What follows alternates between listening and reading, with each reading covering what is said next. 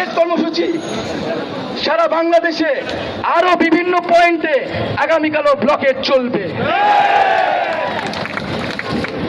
আমরা আজকে শাহবাগ থেকে কারওয়ান বাজার পর্যন্ত গিয়েছি, আমরা আগামীকাল কিন্তু ফার্ম গেট পার হয়ে যাব।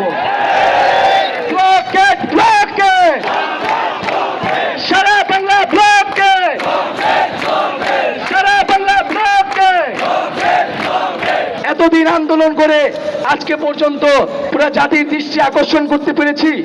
আমাদের প্রধানমন্ত্রী তিনিও এ বিষয়ে কথা বলেছেন, কিন্তু আমরা শ্রদ্ধার সাথে বলতে চাই যে কোটা সংস্কার আন্দোলন যে যৌক্তিকতা ছিল, সেই যৌক্তিকতা আমরা 18 সালেই প্রমাণ করেছি।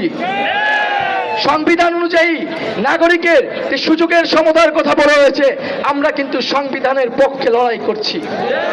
যত ধরনের অযৌক্তিক বৈষম্যমূলক নাতিপুতি সহজাই কোটাগুলোকে আমরা সেগুলোকে অযৌক্তিক কোটা বলে মনে করছি। পোষ্য বলতে পশু পাখিকে বুঝায়, বাসার গরু ছাগলকে পোষ্য বলা হয়, আমরা পোষ্য কোটাকে বুঝাচ্ছি। সংবিধানে যে উল্লিখিত অনগ্রসর গোষ্ঠীর জন্য যে কোটা রাখা হয়েছে, সেটাকে ন্যূনতম মাত্রায় এনে সংসদে আইন পাশ করার মধ্য দিয়ে কোটা পদ্ধতিকে সংস্কার করতে হবে।